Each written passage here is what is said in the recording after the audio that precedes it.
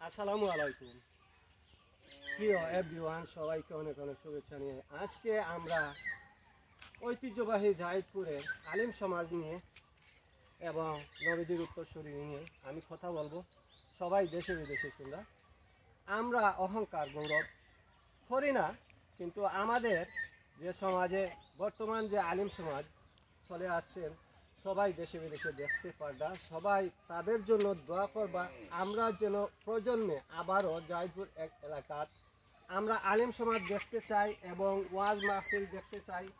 ওই যে আমার সর্দের ছোটো ভাই এবং দাদা ভাই, আমার দাদা ভাইয়ের জন্য দোয়া করবা। সবসময় আপনাদের সামনে তাদেরকে এবং তাদের আমি একজন রনি আহমদের পেজে ধরে থাকি। ইনশাল্লাহ আমি আমার অন্তর থেকে মায়া করি তাই। আর ওই যে আরেক আমার ভাই, তাদের জন্য দোয়া করবা।